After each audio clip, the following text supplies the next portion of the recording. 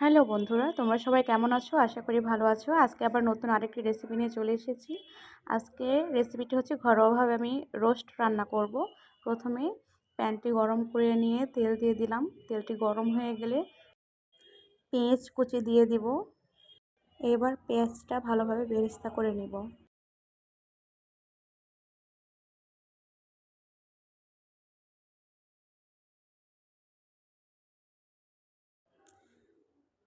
পেঁয়াজটা আমার বেরেস্তা করা হয়ে গেছে। এই পর্যায়ে আমি পেঁয়াজগুলো উঠিয়ে নিব।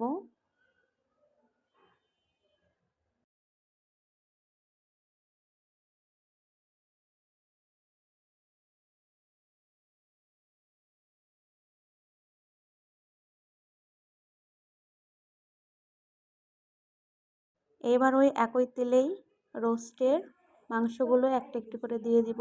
পিসগুলো দিয়ে ভালোভাবে ভেজে নেব। হালকা করে ভাজতে হবে, খুব কড়া করে ভাজা যাবে না, তাহলে রোস্টটা খেতে মজা হবে না, অনেক শক্ত হয়ে যাবে। হালকা করে ভেজে নিতে হবে। দেখুন এরকম ব্রাউন টাইপের হয়ে আসলে কালারটা উঠিয়ে নিতে হবে, তাহলে রোস্টটা খেতে অনেক মজা হবে, অনেক জুসি হবে। সবগুলো মাংসের পিস আমি এভাবে ভেজে নেব।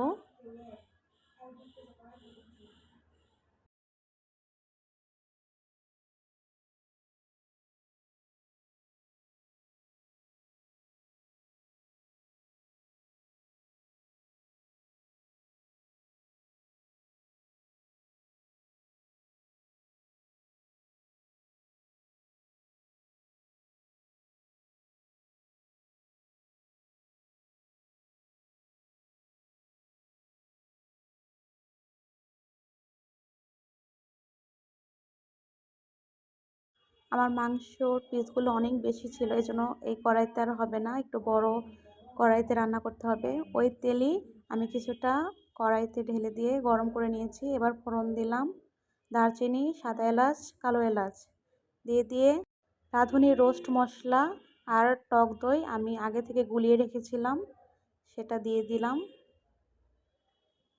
এবার ভালোভাবে মশলাটি কষিয়ে নিব একটু। তারপরে ওই যে পাত্রটিতে মশলাটি করে রেখেছিলাম সেখানে জল দিয়ে ভালোভাবে ধুয়ে কষানো মশলাটার মধ্যে দিয়ে ভালোভাবে কষিয়ে নেব এবং 4-5টি কাঁচা লঙ্কা দিয়ে দিয়েছি ঝালের জন্য, যেহেতু বাসার সবাই একটু ঝাল পছন্দ করে এজন্য।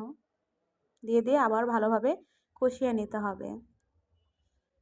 এই পর্যায়ে কষানো হয়ে গেছে। এখন এক এক করে সবগুলো রোস্টেড পিসগুলো দিয়ে দিব এবং ভালোভাবে কষিয়ে নিব। ভালোভাবে কষাতে হবে যেন নিচে লেগে না যায়, সেদিকে লক্ষ্য রাখতে হবে এবং খুব জোরেও করা যাবে না, তাহলে রোস্টের পিসগুলো ভেঙে যেতে পারে। এই পর্যায়ে আমি কাঠবাদাম এবং পোস্ত বাটা দিয়ে দিব। ভালোভাবে এবার কষিয়ে নিতে হবে যতক্ষণ না পর্যন্ত তেল বের ছেড়ে আসছে, ততক্ষণ পর্যন্ত।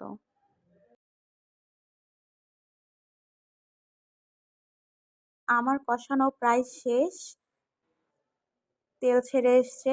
এই পর্যায়ে আমি দুধ দিয়ে দিব পরিমাণ মতো, তার সাথে একটু জল দিয়ে দিব যেন মাংসটা ভালোভাবে সেদ্ধ হয়।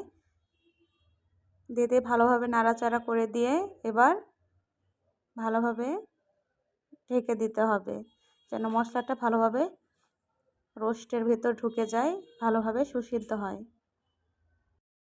মাঝে মাঝে ঢাকনা খুলে দেখতে হবে রোস্টের পানিটা কতটা শুকিয়ে এসেছে। আমার রোস্ট প্রায় কমপ্লিট হওয়ার মধ্যেই।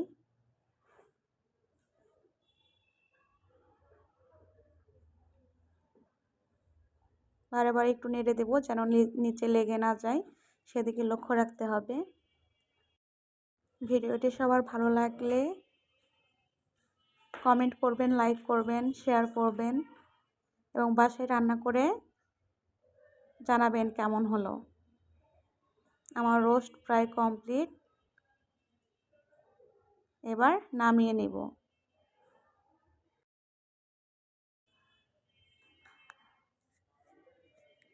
দেখুন কত সুন্দর হয়েছে। এবার এর উপরে আগে করে রাখা পেঁয়াজ বেরেস্তাটা দিয়ে দিব। এবার এটা রেডি। জানাবেন কেমন হলো সবাই। ভালো থাকবেন। ধন্যবাদ।